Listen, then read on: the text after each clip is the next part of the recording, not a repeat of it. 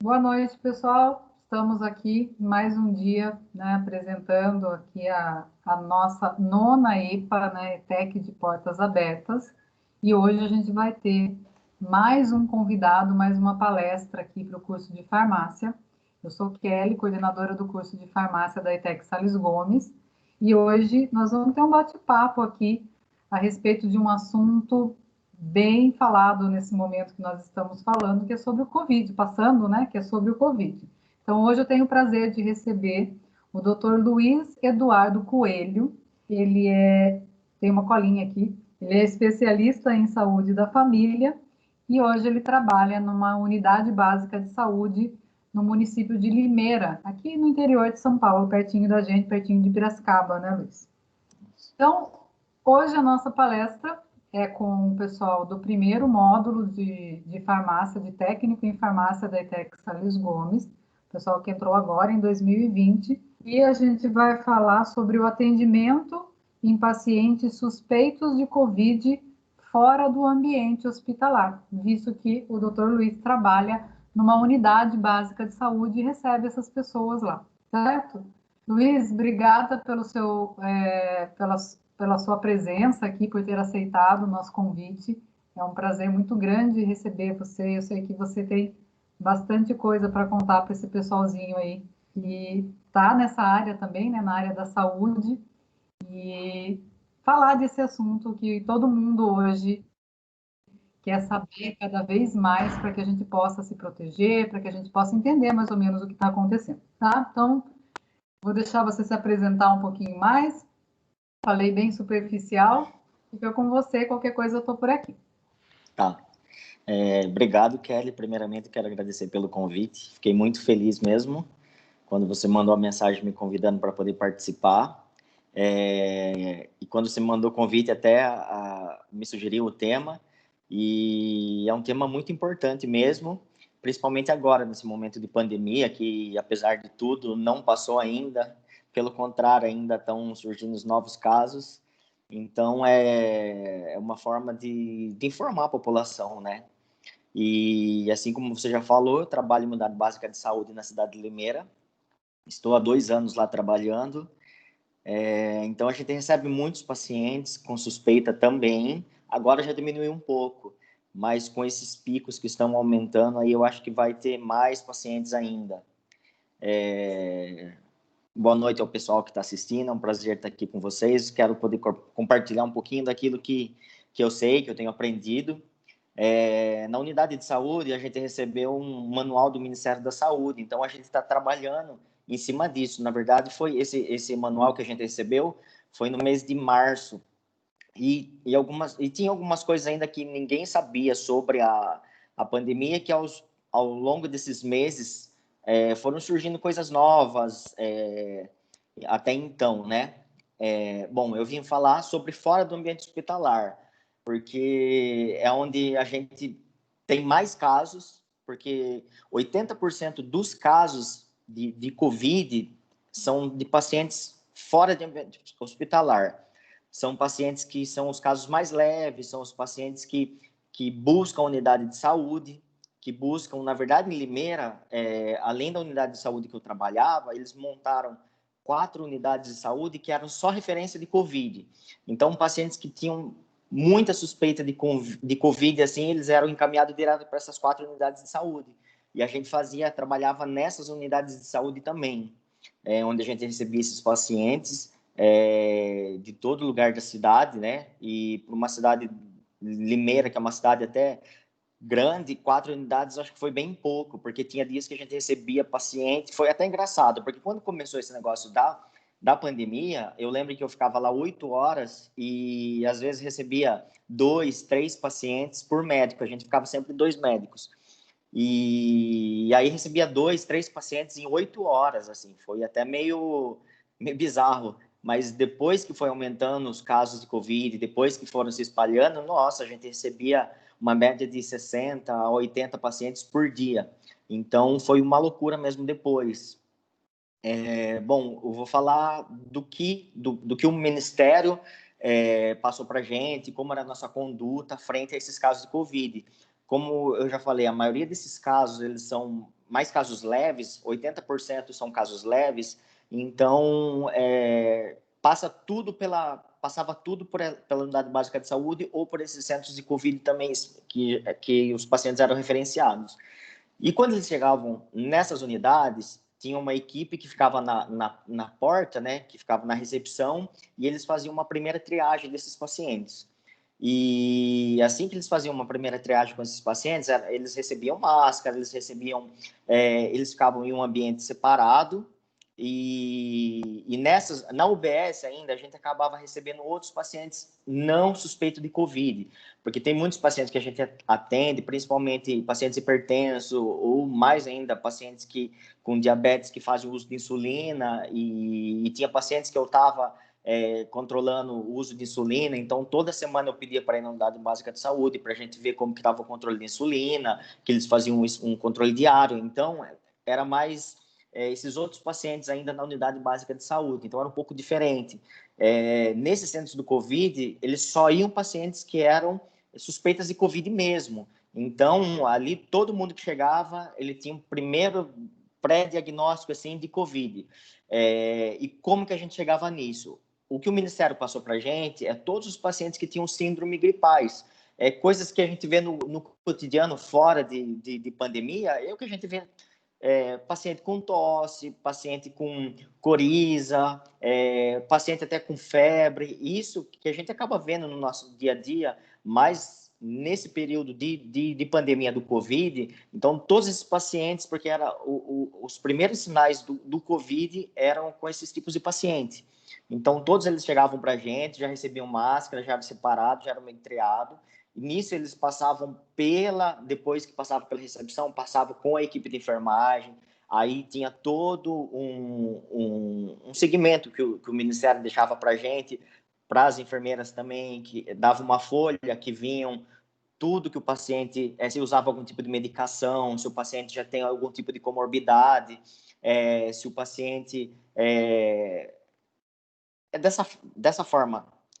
Então, aí passava com as enfermeiras e depois as enfermeiras passavam com a gente para passar a consulta para a gente. Essas unidades, elas tinham um poder de separar muitos pacientes que eram graves e os pacientes que eram casos leves. Na minha mão mesmo, passou pouquíssimos casos assim que eu tive que referenciar para os hospitais, porque tinha os hospitais de referência também na cidade de Limeira que chegavam para a gente fazia uma triagem, e se houvesse necessidade, se houvesse paciente com sinal de gravidade, a gente acabava referenciando para esses hospitais. Ligava para o SAMU vinha buscar, e eles levavam direto para esses hospitais. Então, assim, 80% desses pacientes a gente tinha o poder de resolver ali, porque eram casos bem simples, são esses casos mesmo de suspeita da doença. Os casos mais graves, eles se dão em pacientes que já têm uma história de comorbidade, pacientes hipertensos, pacientes diabéticos, pacientes com câncer, pacientes com obesidade também era um dos fatores muito alto, porque a obesidade ela causa um processo inflamatório intenso no organismo, e associado ao Covid também, que é um processo inflamatório bem intenso, então aumentava esse processo inflamatório. Então, muitas pessoas que em obesidade, mesmo em obesos, tiveram muitas complicações por esse fator. Então, esses pacientes eram referenciados para os hospitais, onde seguiam com o tratamento da parte hospitalar, e esses pacientes que passavam na nossa mão, eles eram todos instruídos de maneira de manter o isolamento. O principal fator, eles chegavam lá, a gente fazia avaliação, via critério de gravidade, se fosse paciente tranquilo, a gente dava o atestado para eles, de 14 dias após o início dos sintomas, né? A partir do início dos sintomas, 14 dias. A gente mandava para casa com atestado, e tinha um atestado que era com todos os familiares, todos os membros da família, assim. Então, no atestado era o nome do paciente e das pessoas que moravam com o paciente dentro da casa. E a gente colocava, e essas pessoas também eram afastadas. Porque o principal, como você já sabe, o principal fator mesmo de contaminação do Covid é o contato com essas gotículas principalmente pelo ar, de secreções nasofaríngeas. Então, esse é o principal, por isso que era o principal para não deixar a contaminação é o isolamento mesmo, usar sempre máscara. Na casa, os pacientes, eles tinham, se fosse um paciente suspeito e fosse sintomático e outros membros da casa não fosse sintomático, o ideal era separar esse paciente num quarto exclusivo, evitar estar compartilhando toalha, medidas assim de isolamento mesmo. Esse era o principal fator em relação aos pacientes na casa. Outra coisa, evitar de ficar saindo na rua, evitar de ter contato com outras pessoas, pelo menos nesse tempo de 14 dias. E engraçado que o Covid é uma doença tão assim, misteriosa para a gente, que tem tantas coisas ainda que a gente não sabe sobre o Covid. Teve muitos, mas muitos casos de pacientes em que, por exemplo, casal dormia na mesma cama. Um pegou Covid e o outro não pegou. Deu negativo, depois foi feito o teste de novo, deu negativo de novo. Não só isso, o paciente ficou assintomático, não teve sintomas. Caso de marido que pegou e a esposa que não pegou. Então, muitas coisas começaram a surgir em relação ao Covid. Até foi uma das coisas que eles estão estudando é a resposta celular no organismo humano daqueles pacientes que já tiveram de alguma forma um contato com o Covid.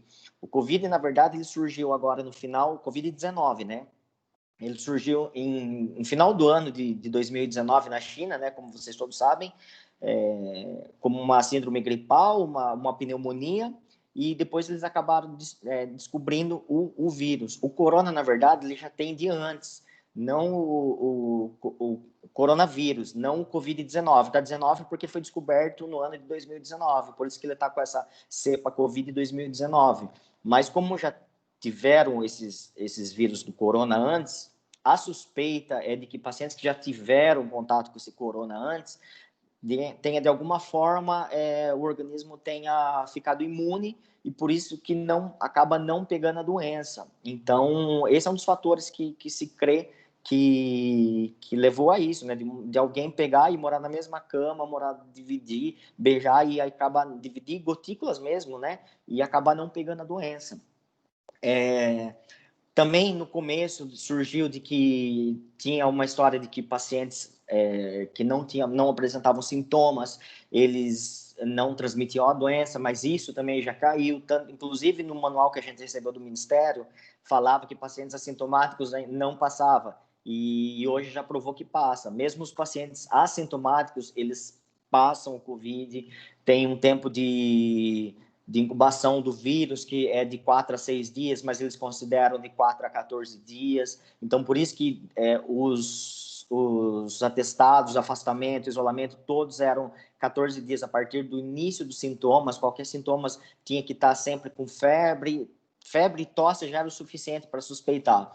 Então, paciente, se você tivesse uma gripezinha, qualquer que fosse, que não fosse o Covid, mas se tivesse com tosse, se tivesse dado uma febre, já era suspeita de Covid. Então, essa triagem inicial que a gente fazia nessas unidades, principalmente nessas unidades de referência, era dessa forma que a gente realizava, para poder triar bem os casos que eram graves dos casos leves. Esses pacientes que passavam em nossas mãos, o ideal era ter... Eu não sei se aconteceu mesmo, porque a gente não tinha um contato direto com a direção da equipe. Pelo Ministério, o ideal era que esses pacientes, todos os dias, a cada 24 horas, a equipe ligasse na casa, conversasse com pacientes. Eu sei que isso é bem complicado, porque no começo ainda, como eram poucas pessoas, era tranquilo. Mas imagina passar 80 pacientes por dia no lugar, é meio que impossível você ter que ligar para todo dia para os pacientes para saber como que eles estavam, ou a cada 48 horas ligar para assim, ó...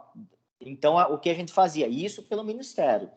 Então, o que eles faziam é aconselhar as pessoas. Se começasse a piorar os sintomas, por exemplo, começasse a dar cansaço, dar falta de ar, o ideal também era que se todos os pacientes pudessem ter um oxímetro de dedo, porque é onde a gente vê a saturação, de quanto está a saturação de oxigênio no sangue. Então, o oxímetro seria muito bom para fazer um acompanhamento individual de cada paciente, mas a gente sabe que isso é impossível também. A gente está falando a nível de SUS, é bem complicado isso. Então, e não tem como você falar para o paciente comprar um oxímetro, não dá, é impossível. Mas o ideal seria isso, o ideal era estar fazendo um acompanhamento com o oxímetro também, porque um dos fatores de gravidade é a saturação de oxigênio baixar. Considerava até 94, agora quando está descendo 93, 92, a gente já aconselha os pacientes a buscar um serviço mais de urgência. Se está na nossa unidade, se o paciente vem para a unidade, claro, a gente atende e ligava e referenciava os pacientes para os hospitais para uma avaliação melhor. O COVID, durante esses 5 primeiros dias, como eu falei, é um processo inflamatório. Geralmente, ele vai cursar com sintomas de gripe mesmo. Febre, coriza, tosse. Aí depois o que aparece muito comum também é o paciente perder o paladar, não sentir o gosto das coisas, perder o olfato, não sentir o cheiro de nada. Isso é uma das coisas muito comuns também. Paciente com muita dor no corpo, paciente com dor nas articulações, paciente com diarreia. Teve casos de pessoas que só tinham diarreia e mais nada, e foi testada para o Covid e deu positivo. Até um dia eu estava na unidade onde eu trabalho mesmo, que não era referência do Covid, eu atendi um casal de idoso e no outro dia atendi o filho deles. Eles moravam numa zona endêmica de dengue, eles estavam com dor de cabeça, dor principalmente atrás do olho, retroorbitária, que é clássico de dengue, eles estavam com umas manchas pelo corpo, eles estavam com dor no corpo, eles estavam com dor nas articulações, é um quadro típico de dengue, ainda mais o paciente morando numa zona endêmica de dengue. Não tinha nenhum sinal de gripe, nada, nem tosse, nem espirro, nem coriza, nada, absolutamente nada.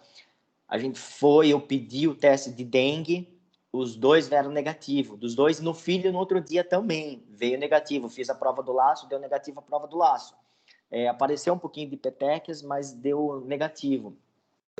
Aí, só que esse casal, eles tiveram contato com um familiar que era amigo deles da igreja, que estavam com Covid. Inclusive, esse casal de amigo deles chegaram a ser internado porque foi um pouco mais grave. E aí, no outro dia, eles foram e fizeram a sorologia para o Covid e deu positivo. Então, eram sintomas que não tinham nada a ver com síndrome gripal, que acabou manifestando também. Então, do começo da pandemia, que era só aquele sintoma gripal, já mudou muita coisa também. Pacientes que apresentam diarreia, ou só pelo fato de perder o olfato e o paladar, também já são suspeitos de Covid, também já passam por triagem. Então, é uma doença mesmo que a gente tá descobrindo aos poucos. Vírus também sofre mutação, então a gente espera que essas mutações aí não aconteçam tão cedo. Hoje eu vi um estudo da Pfizer que eles fizeram as 3 partes do estudo e deu 95% que eles conseguiram conter o vírus mesmo. Isso é uma ótima notícia mesmo. Tem o Coronavac também, daquele laboratório chinês também, que mostrou muita efetividade agora também, eu acho que também 95%. Então, vai ser uma coisa que provavelmente eu acredito que vai ser como a influenza, que todo ano tem que tomar vacina, a vacina da gripe que a gente conhece, né, que é a da influenza. Na verdade, a gente toma vacina para evitar as formas graves da gripe, né? Então, mas não adianta, sempre a gente acaba pegando uma gripe porque tem milhões de tipos de vírus. Então, mas o corona eu acho que vai ser uma vacina que a gente vai ter que estar tomando, né? Espero que não mude, né? Até surgiu uns comentários de que já tinham mudado, mas não ouvi falar nada disso mais, então eu acredito que não. Então, voltando ao assunto do corona. Em relação aos sintomas mais graves, ele começa com 5 dias com esse tipo de sintomas. A partir do 5º, 6º dia, o corona ele já começa os sintomas mais graves. É aí que os pacientes começam a desenvolver os sintomas mais graves. ou o paciente melhora mesmo, continua com esses sintomas, ou ele piora. Geralmente, a partir do sexto dia que o paciente começa a piorar. Começa a cair a saturação de oxigênio, o paciente começa a ficar cansado, o paciente começa a ter falta de ar. E nesse momento, é muito importante a gente deixar claro para o paciente que ele tem que buscar o serviço de emergência mesmo, ou vir até nós, assim, sempre. Começou a sentir isso, vem até nós. Kelly, estou vendo uma mão levantada, alguma pergunta, alguma coisa? Sou eu mesmo. Não, mas tem algumas perguntas já. Mas se Pode, quiser pode, não, pode concluir. fazer. Não, pode fazer. Então, é isso. O mais importante do Covid, na verdade, é a gente tentar diferenciar a forma mais simples e a forma mais grave.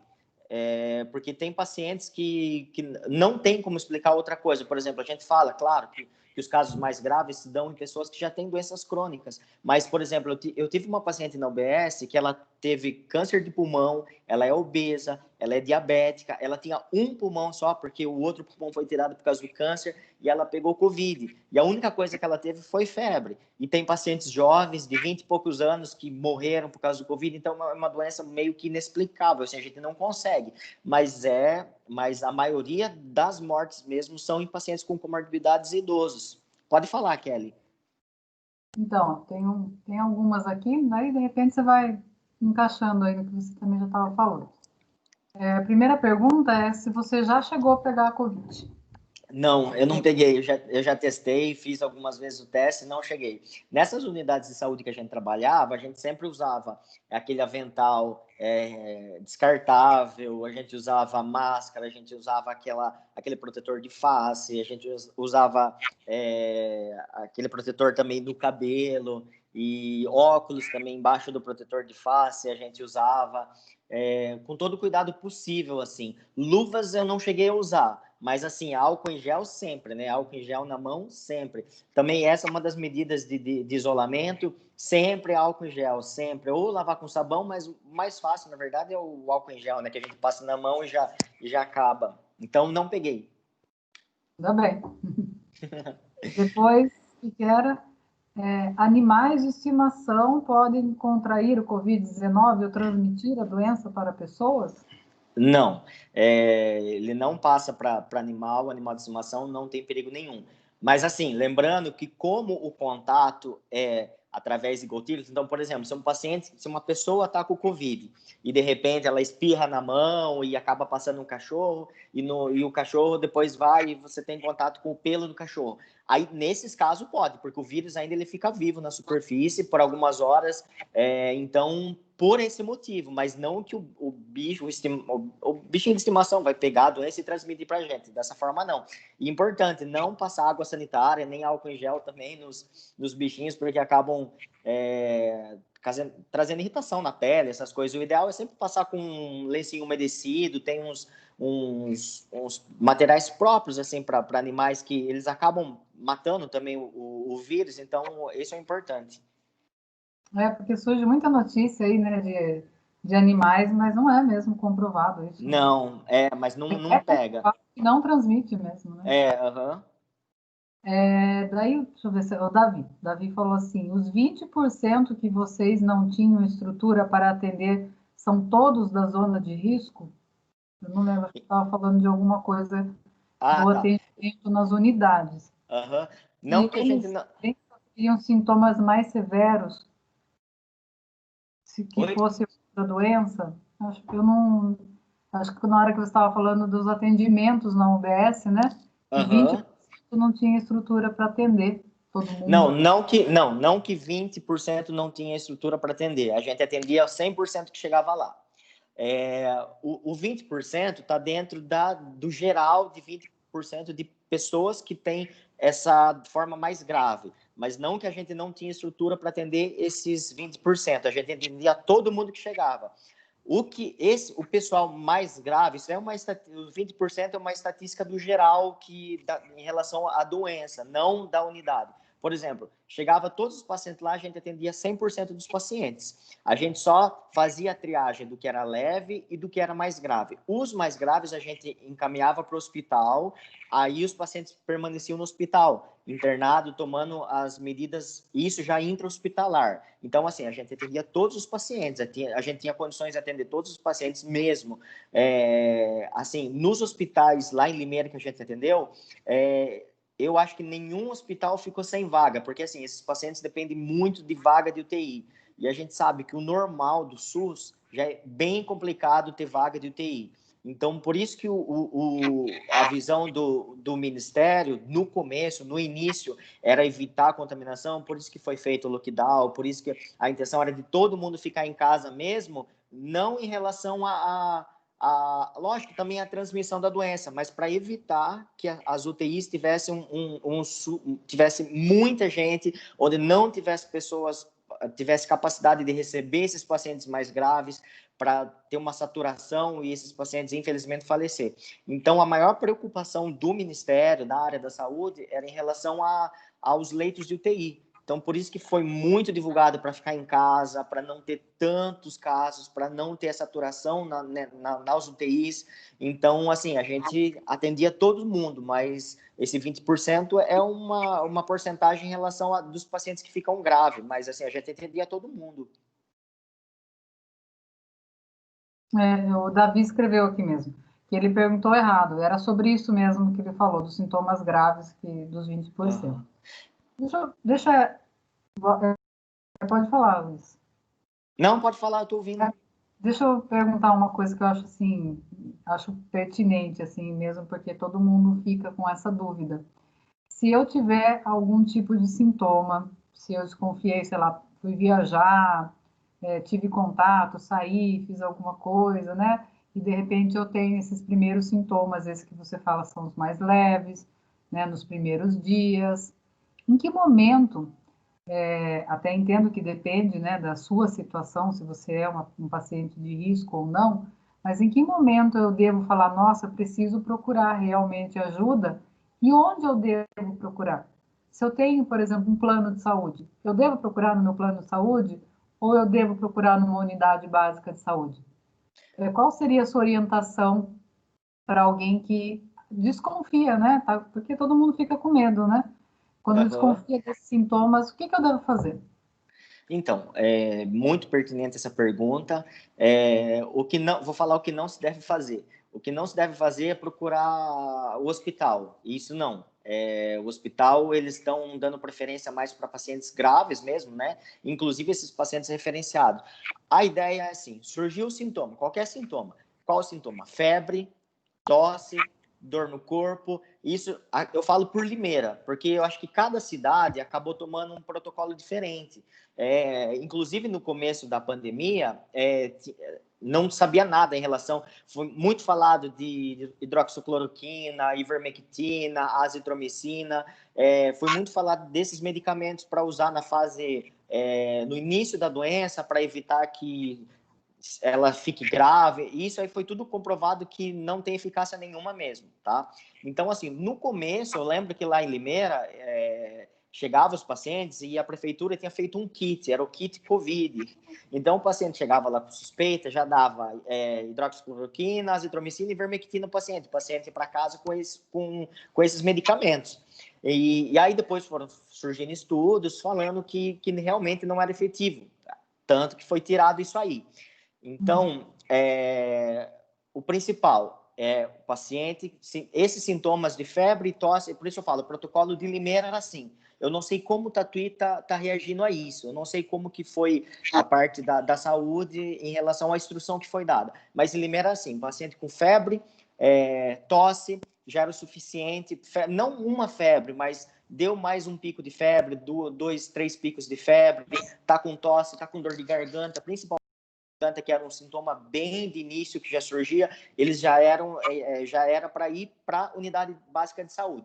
Tinha o SUS até ele, por causa da pandemia, ele criou um sistema TeleSUS onde as pessoas entravam em contato e ligava lá em Limeira, eu sei que também eles tinha um telefone que as pessoas ligavam lá no negócio da prefeitura e eles acabavam fazendo uma triagem meio que por telefone, assim, sabe? Então, como não tem medida eficácia de medicamento, então esses pacientes que acabavam ligando para essas centrais, os médicos falavam, olha, fique em casa, está com sintoma, fique em casa. Se o paciente trabalhasse, eles eram orientados a buscar a unidade básica de saúde, porque aí eles chegavam até as unidades, principalmente, na verdade, as unidades de referência do Covid, que a gente também estava trabalhando. Então, os pacientes iam para lá, passava todo por essa triagem inicial que eu falei, e a gente dava testado para ele e para os moradores da família, e ficava em isolamento mesmo, esses 14 dias, contando o início de sintomas.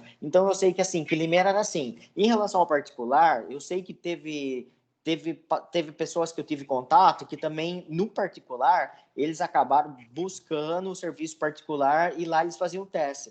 Lá nessas unidades também, eles faziam o teste. Então, o paciente chegava lá, mas assim, não era feito na hora. Eles marcavam, eu acho que 1 dia ou 2 dias depois. E em relação também, depende do tempo de evolução da doença, né? Porque, assim, o exame padrão ouro pro COVID mesmo é aquele que faz, que enfia o cotonete no nariz, né? De vias aéreas superiores, enfia... E esse é o principal que vê o DNA mesmo do vírus nesses exames. Então, só que esses exames ele tem que ser feito até o 5º dia útil, até o 5º dia. A partir do 6º dia já é um outro tipo, aí é um estudo imunológico, que vai ver se o paciente desenvolveu as imunoglobulinas IgM, IgG, é onde a gente vai identificar o vírus, se ele está em fase ativa ou se já teve mais de 14 dias, já desenvolveu a fase crônica da doença. Então, aí, nesse aí são os testes rápidos, que a gente fazia na hora, isso aí. Então, conforme os dias de evolução, de início de sintomas, é o que eram feito o teste. Lá na unidade, eu sei que o teste de cotonete ele não era feito, ele era feito só o teste rápido. Então, só em pacientes que tinham sintomas a partir do 6º dia. Era feito o teste e lá mesmo eles recebiam o resultado. Também a prefeitura disponibilizou, era um caminhão gigante, era uma Scania, que todo mundo que tivesse sintoma ia direto para esse lugar, para essa Scania. Então, eles faziam o teste e aí a pessoa pegava o resultado, se desse positivo, eles eram orientados a buscar uma dessas unidades de referência, onde passava por todas as orientações médicas. Então, eu posso falar por Limeira, Kelly. Eu sei que aqui, a Piracicaba também é onde eu moro, né? Eu moro em Piracicaba, trabalho em Limeira. Eu sei que aqui também era assim. Pacientes com sintomas tinham umas unidades específicas que eles iam buscar essas unidades. Então, agora, Tatu, sinceramente, eu não sei como que foi feito. Mas funciona mais ou menos dessa forma, né? Funciona super bem dessa forma. A gente consegue fazer uma triagem bem boa, consegue informar muito a população, porque tem gente que vai lá e estava bem, ainda mais no começo, estava muito perdido em relação às informações, né? Muita informação cruzada, muitas vezes coisas que não eram verdadeiras, então acabava sendo uma forma de orientar mesmo a população. E não adianta, a melhor conduta é evitar mesmo o contato, é sempre usar álcool em gel, a máscara que a gente usa, trocar com frequência. A gente cidadão, né? Que todo mundo está usando máscara. Evitar o contato de pegar na máscara, sempre pelo fiozinho da máscara. Toda vez que precisar pegar na máscara, higienizar com álcool em gel e trocar sempre. Se puder, trocando todo dia é o ideal. Ou se for de pano, tá lavando todo dia é o ideal. Então, é mais a prevenção mesmo. E vai muita gente, né? Fazendo Vai, teste. vai, Às vai vezes a muita pessoa gente. tá doente, Às vezes a pessoa não tem nem às vezes a pessoa não tem nem sintoma, ela só vai lá só para fazer o teste. Aí, claro que a gente não fazia, a gente orientava, né? Aí, se não tem sintoma, por que vai no lugar onde só tem gente que tem sintomas? Então, você está em casa tranquilo, você vai lá, vai pegar a doença ainda só porque você queria fazer o teste. Então, é umas coisas meio que sem nexo, que infelizmente a gente acabava passando por isso. Uhum. Quer ver se é ruim mesmo colocar. Vamos ver, tem uma outra aqui. Ó, eu ouvi, a Sara perguntou, falou que ouviu no jornal a respeito da vacina, que ela tem 94% de eficácia, foi o que você disse mesmo. Você sabe dizer por que não foi aprovada ainda? Então, porque ela está em fase de teste, não terminaram todos os testes ainda. Depois que é feito o teste das vacinas, aí tem que passar, por exemplo, aqui no Brasil é a Anvisa que vê essa parte da aprovação, então tem que passar tudo, tem que aprovar, na verdade. E ele tem que mostrar a eficácia de que não tem efeito colateral, porque o principal da vacina, a preocupação principal é o efeito colateral que ela pode causar, né? Então, é por isso que tem esse monte de teste feito. Então, realmente, por isso que ainda não foi liberado. Mas, pelo que eu tô vendo, eu acho que ela já está meio perto de liberar. Acho que até o começo do ano, eu espero que já tenha liberado essas vacinas, sim, para gente. Tomara. Aí dá para voltar às atividades, mas com segurança, né? Uhum. Deixa eu ver, acho que agora... Aqui. Todos os pacientes que aparecem com suspeita são testados? Acho que já respondeu em parte Isso, disso. então, lá em Limeira, nessa unidade, eles todos eram testados, todos. Tinha sintoma, tinha indicação de teste, eles eram testados, sim. Uhum. E qual teste é feito, você também falou, né? Até o Isso, quinto dia. Isso, até o quinto dia é o suave, né, que é o cotonete que põe no nariz. Mas, assim, esse lá a gente não fazia mesmo lá na unidade. Esse a gente não fazia, a gente só fazia o teste rápido, que era o picar no dedo do sangue. Esse aí fazia lá. Então, mas o suave a gente não fazia. Na verdade, o suave eles faziam mais em pacientes que já é mais ambiente hospitalar, onde já tinham mais suspeita de ser um pouco mais grave. Aí eu sei que eles acabavam fazendo, mas, assim, a livre demanda, igual o teste rápido, eles não faziam, não. E esse do dedo, né, do sangue, ele precisa ser depois do quinto dia de sintomas. Isso, a partir do sexto dia, sexto ao oitavo dia, assim, é o ideal para fazer. Por isso que eu já... acho que a professora Maria Carolina, que é a nossa professora aqui, ela teve suspeita e ela foi realmente procurar, não sei se foi uma unidade básica, mas ela foi procurar e foi isso mesmo que orientaram. A partir Uhum. do sexto dia, daí eles iam fazer o teste, porque não estavam fazendo realmente esse teste. Uhum. Eu indicava assim, eu indicava mesmo a partir do oitavo dia, porque não tem problema de dar erro mesmo. Então, a partir do oitavo dia era bem tranquilo, que não tinha como dar falso negativo, nem falso positivo, nada. Uhum. Daí aqui. Aí nós temos a professora Suelen. Suelen falou: já que o doutor comentou sobre o kit, só uma curiosidade, mesmo sabendo cientificamente falando que medicamentos como a cloroquina não têm eficácia para a Covid, você, como médico, era obrigado a dar esse kit ou era algo opcional para os médicos? Ela Ótima pergunta. é opcional tanto no sentido de Então, indicar, como do paciente querer receber. Então, era opcional. Eu, para ser sincero, nunca passei. Desde o começo, eu nunca passei. Quando o paciente aceitava, principalmente a cloroquina, tinha um termo que ele tinha que assinar, porque a azitromicina, que é um antibiótico, já tem um de efeito colateral, pode alongar o intervalo QT, que é do eletrocardiograma. A hidroxicloroquina também, ela potencializa esse alongamento do intervalo QT, então que pode dar causas cardíacas, no problema mesmo de parada, de várias outras coisas cardíacas, problema de condução, arritmia no coração. Então, eles tinham o termo, mas assim, eu nunca passei, tinha lá o kit disponível, se algum médico quisesse passar, podia passar, mas assim, eu nunca passei. Foi mais orientação mesmo, assim. Até surgiu depois, ainda depois a ivermectina também foi. A ivermectina, ela teve um estudo que realmente ela conseguiu segurar o vírus, assim, não deixar o vírus propagar. Mas, assim, foi num estudo in vitro. Em humano, para ter a mesma eficácia, tinha que tomar 100 vezes a dose. Aí, 100 vezes a dose humana já torna totalmente tóxico, inviável. Então, aí também já foi tirado da ivermectina, porque in vitro funcionou, mas em humano é impossível. Então já está em desuso hoje, né? Tá, já nem tem. Só em relação ao tratamento do Covid, nesses pacientes que são pacientes mais graves, na verdade, eles são 4 tipos de tratamento que eles fazem. O primeiro, no Brasil, não tem uma medicação chamada Remdesivir, só que só tem nos Estados Unidos, ou na Europa eu acho que também tem. No Brasil ainda não tem essa medicação. É uma droga que eles estão testando. Teve estudo nos Estados Unidos que comprovou que eles conseguem diminuir o tempo de ação da doença, porque consegue inibir o vírus, a replicação viral. Esse Remdesivir, e tem os outros Tem os outros 2 medicamentos também, que são anti-interleucina 6, que agem direto também no vírus, e eles conseguem diminuir a replicação viral, diminuindo a doença, diminuindo o tempo de evolução da doença. Só que também não tem no Brasil. Isso aí está tendo teste na Europa, desses anti-interleucina 6, eu sei que na Europa está tendo teste. Do Remdesivir foi feito já estudo nos Estados Unidos e realmente provou. Mas como a gente não tem aqui no Brasil, então não usa.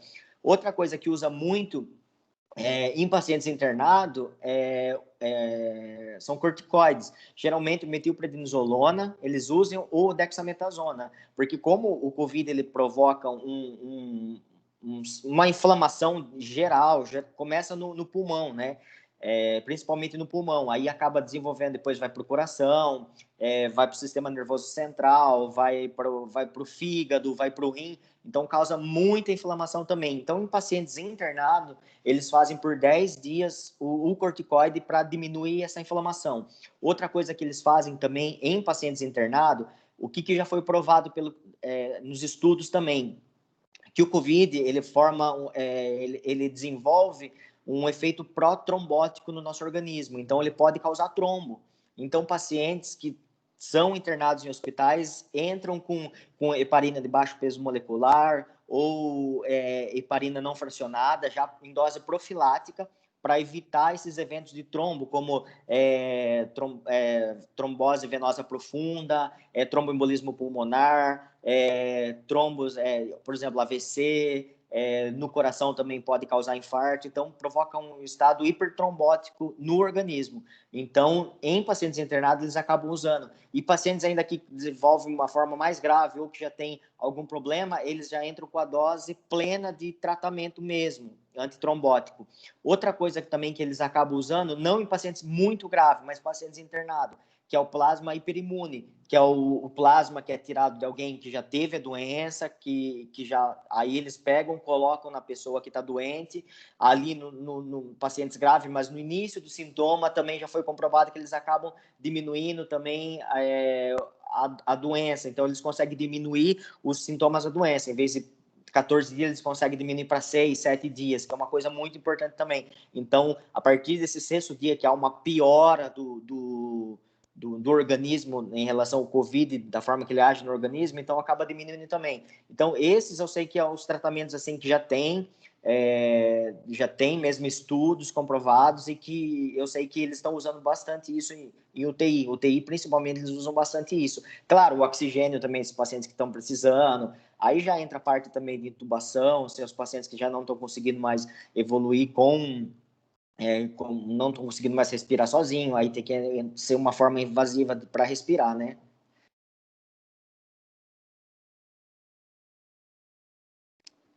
Não estou ouvindo, Kelly, acho que seu microfone está desligado.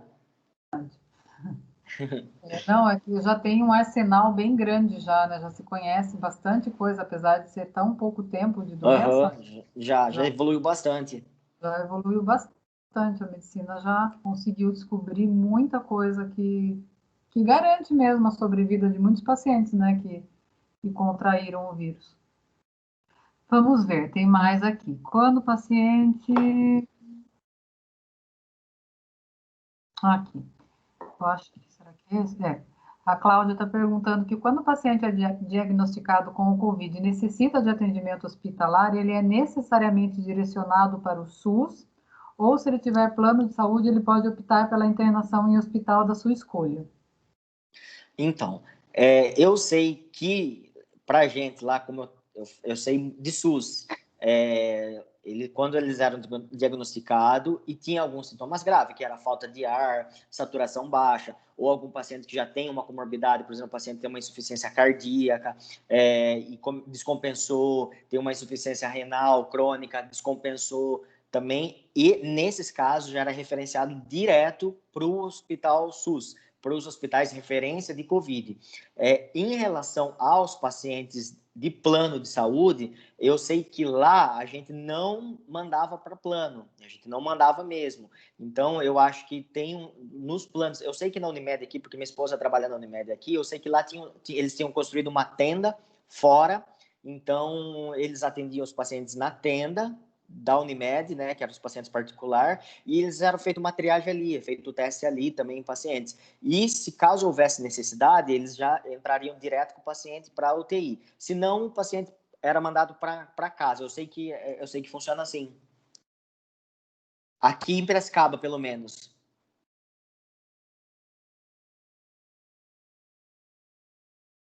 Tá desligado o microfone, Kelly.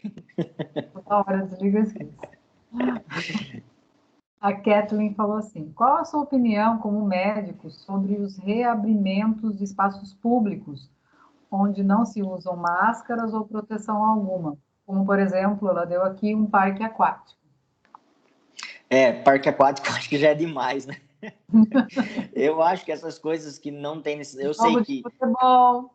Então, na verdade, o campo de futebol eles estão proibidos ainda, a torcida não pode entrar. Mas, assim, o pessoal tá meio que descambou geral. Mas, na época da pandemia, eu sei, aqui, por exemplo, em Piracicaba, que eu moro, tinha uns bairros, assim, que em plena pandemia tinha baile funk, assim, ninguém usava máscara, nada, assim, era incrível, mesmo quando estava naquele do lockdown, assim. Então, em relação ao espaço público, eu acho que com prudência, eu acho que certos lugares, eu acho que dá para usar. Não parque aquático, que não tem necessidade nenhuma, né? Mas, por exemplo, o supermercado, que é uma coisa que precisa,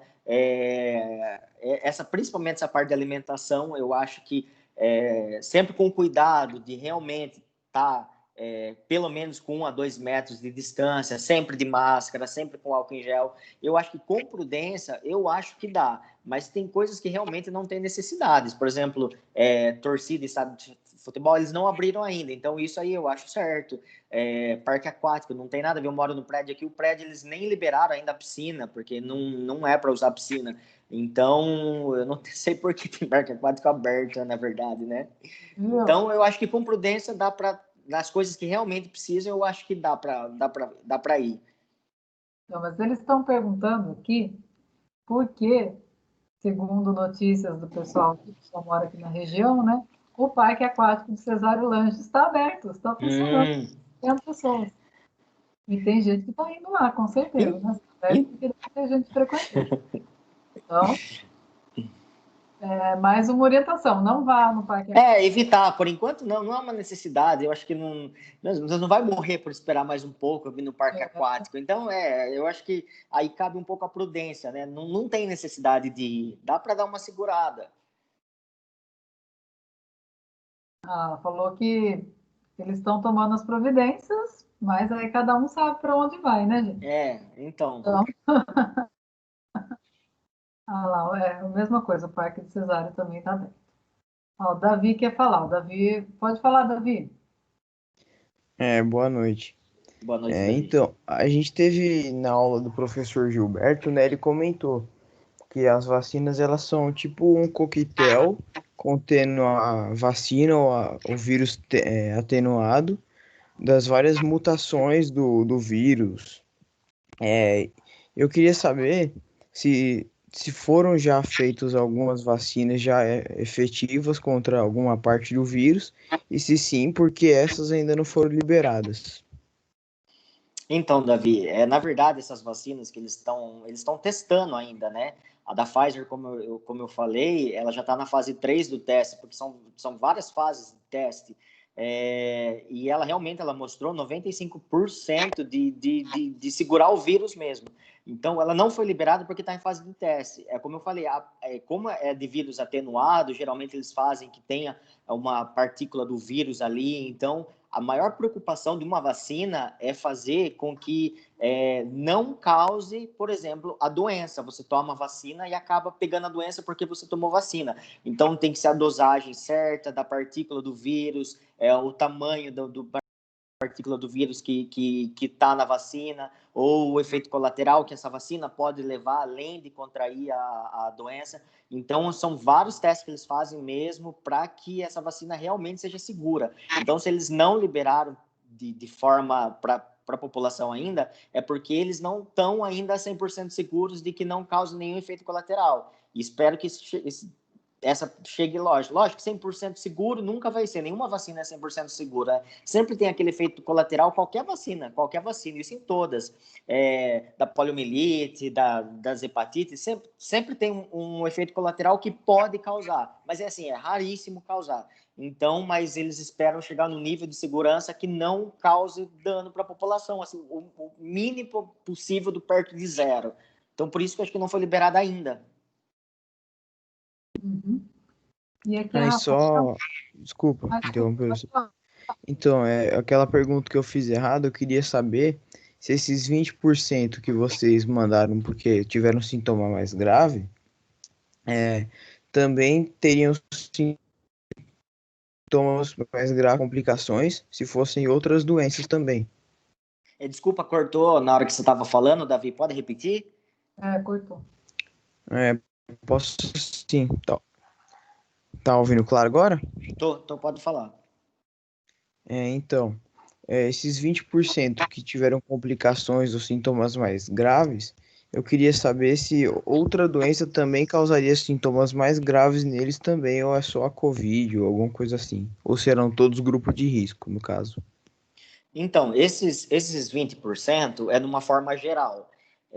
Não que lá 20% foi paciente grave, não. Isso aí é a forma geral no Brasil, a nível Brasil. Eu até estou com a taxa de letalidade por idade.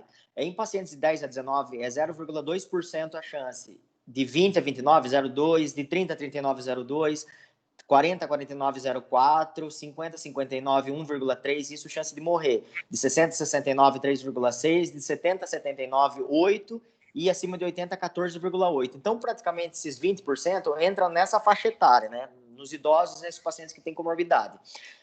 Esses pacientes, eles assim, o que causa a gravidade neles é o COVID mesmo, não que outra doença ia causar. Eles já têm uma diabetes, de repente eles já têm um diabetes controlado, já tem uma insuficiência cardíaca, mas está controlada, já tem uma insuficiência renal, mas está controlada. E pelo motivo de ter pego o COVID piorou o estado da doença que ele já tinha, que até então era controlada. Então, o COVID, por provocar esse sistema, um fator multi-inflamatório no organismo, acabou piorando a doença. Então, esses pacientes que foram internados, eles pioraram por causa do COVID mesmo, não por causa da doença. A doença era um fator de risco que ele tinha associado. Então, uma coisa que ele tinha que o vírus acabou piorando. Se eu entendi a sua pergunta, eu acho que é isso mesmo que você estava querendo saber. Sim, era isso mesmo. Era a curiosidade, assim, tipo, a maioria que pegou e foi mais grave era, por exemplo, alguém com uma doença crônica, um câncer, alguma coisa assim. Sim, e esses pacientes que têm a forma mais grave do COVID, geralmente eles, ainda depois de ter curado, esses pacientes ainda podem ter muita doença no corpo por algum tempo ainda, dores nas articulações por algum tempo ainda. Esses pacientes, como o COVID, apesar de fazer o anti-inflamatório, ainda apesar de fazer a profilaxia para trombo, esses pacientes ainda têm um risco maior de desenvolver AVC, infarto ou até miocardite, que é a inflamação de uma camada do coração. Então, isso aí eles ficam mais propensos ainda para ter. Então, o problema do pós-Covid ainda acaba continuando, ainda tem os problemas ainda pós-Covid. Eu já ouvi, não sei se é verdade, mas eu já ouvi relato de pessoas que também não recuperaram o olfato, o paladar, entendeu? Isso, demora. Isso, tem pacientes que demoram realmente para. Tem pacientes que eu já atendi na unidade lá, que já faz mais de 2 meses que pegou e eles ainda não estão sentindo nem o gosto da comida, nem o cheiro de nada. Então, ainda continua por algum tempo isso. Então, vamos para as últimas perguntas aqui. Aqui, acho que agora é a Rafaela só, ela está relatando que ela perdeu um irmão dela, né, morreu de Covid e nunca saiu de casa, né? Não procurou se resguardar, tudo. E no mês passado também morreu um tio, que também não estava saindo de casa. Mas às vezes quem mora com a pessoa sai, né? Então, primeiro, Também meus sentimentos pela perda, né? Infelizmente, tem muitos jovens que estão morrendo mesmo, a gente não sabe explicar por que tem gente que morre jovem, como eu falei, uma doença que não dá para explicar. Mas, assim, por mais que a pessoa não tenha saído de casa, alguma forma de contato tem. Pode ser que as pessoas da casa tenham saído, ou o fato de você pedir de repente você pediu uma pizza, uma coisa, sem querer acaba pegando. Então, acaba pegando de alguma forma, pode estar. Lógico que o risco é menor do que você sair, mas, assim, a gente não está seguro 100% ainda. Para estar seguro, quase que 100%, é só quando teve a vacina mesmo. Uhum. Tem mais um aqui. A Patrícia falou: doutor, o senhor sabe se já tiveram pacientes de home care que faz uso do BiPAP e tiveram uma contaminação maior por serem cuidados por profissionais da área da saúde na residência? Então, já teve caso, sim. Inclusive, aqui em Piracicaba, tem um asilo, a casinha de idosos, né? Que tinham profissionais da saúde que trabalhavam também, e de alguma forma eles acabaram passando o Covid para os idosos. Teve uma aqui que teve, se eu não me engano, foram 18 mortes de idosos por causa do Covid nessa casa de repouso. Mas tem casos, sim, infelizmente, de profissionais que acabam trabalhando e acabam fazendo esses trabalhos também de particular, né? E acaba assim passando. Infelizmente tem, apesar dos cuidados, acabam passando sim. Infelizmente tem. Ninguém, que nem você falou, ninguém está imune, totalmente seguro, né? A gente não sabe Aham. quando pode pegar. Acho que agora o Diego tem mais. Gente, tá passando rápido, assim, que nem aquelas lives. O Diego, após um tempo, teve uns 2 meses que a pessoa se curou do Covid. Ela ainda pode, será que pode ainda surgir alguma sequela?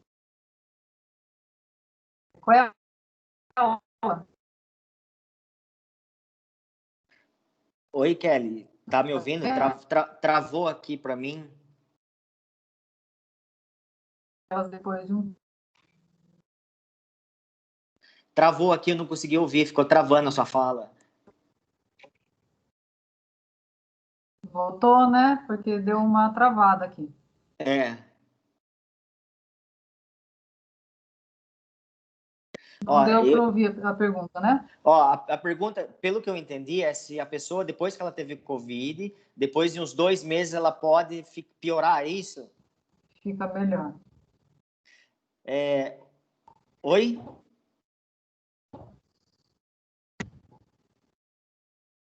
Voltou? Agora voltou.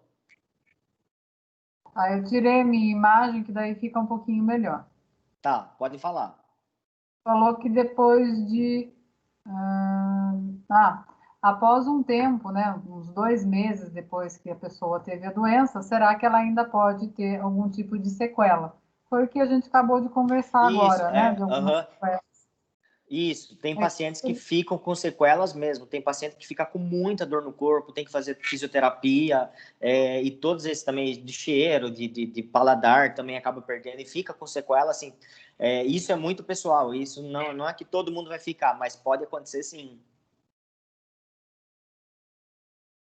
O Diego quer. Pode falar, Diego. Pode falar.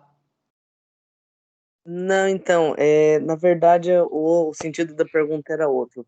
Eu perguntei, tipo assim, se depois de um tempo, 2, 3 meses, se poderiam surgir algumas sequelas.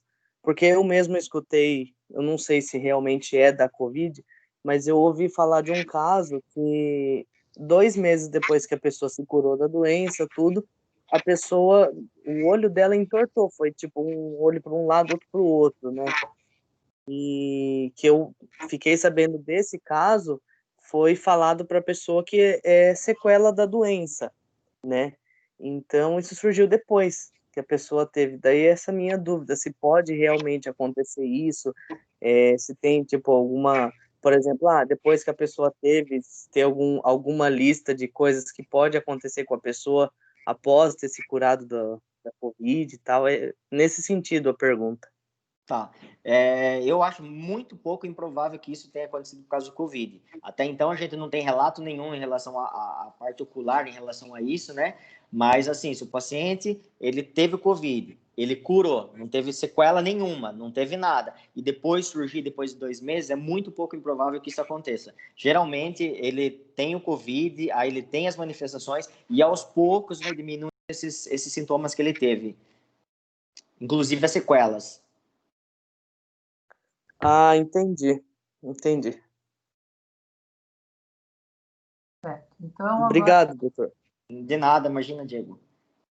aquela é a última agora. Tá. Mas acho que ela perguntou quando a gente já tinha falado, né? Se o Covid pode causar sequelas, né? Que a gente acabou de falar, e Aham. perder o olfato para sempre por causa de alguma complicação.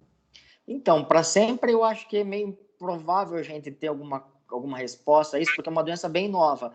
Mas, assim, eu não vi nenhum caso de que a pessoa perdeu e até agora, desses que tiveram casos no início, que até agora não voltou ainda, não. Tem casos que permanece 2, 3 meses, mas depois volta ao normal. Então, não, como é uma doença nova, então ele não tem como falar que perde para sempre. Não dá, não sei. Ninguém sabe isso ainda, então não tem como saber. Muito recente, né? É muito. E outra coisa, em relação geralmente os pacientes que têm o COVID, até que se prove ao contrário, está imune ao COVID.